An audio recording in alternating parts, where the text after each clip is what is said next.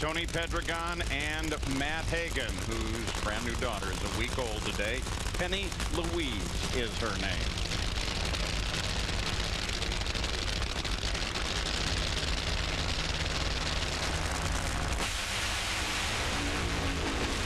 And he goes bad on the line, but then Pedregon blows up.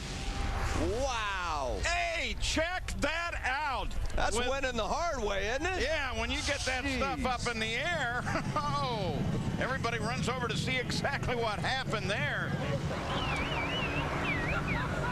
He finally gets it to a stop.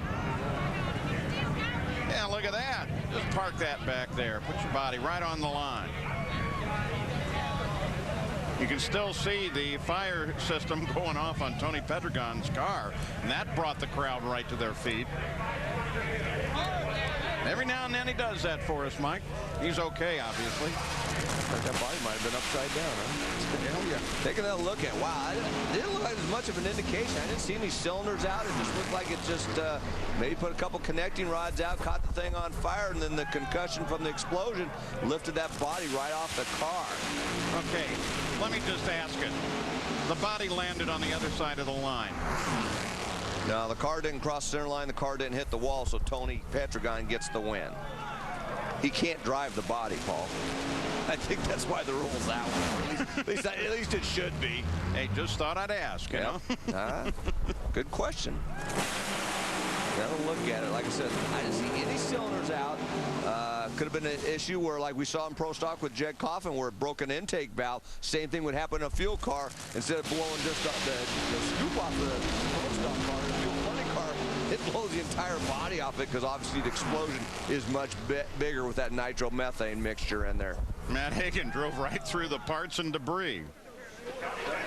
Let's take a look at this. Like I said, I don't see any cylinders out. I mean, it looks pretty good. And then he saw just a little miscue there, which is probably a good indication that probably broke an intake valve or had a misfire in the ignition somehow, and it fired all that fuel in the manifold, and kaboom, everything left the chassis. Watching from down track was Ashley Forrest Hood. John Kernan's with her.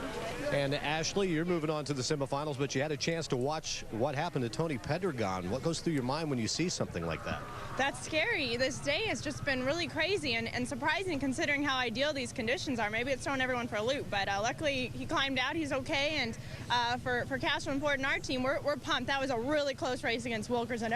I could tell by the look on all my crew's faces when I got out. They were relieved to get by that round. So the lanes seem really even, and that's great for some good fair racing all day long, that we're not, you know, sideways or lopsided on that end of things. So we'll go up against, I think Arend is who we have next round. So I don't know if we have lane choice or not. It doesn't matter. We'll go up there and do our best and try to get in a winner's circle here in Memphis. She's trying to move on through them. She goes to the semifinals looking to maybe take over the points lead today.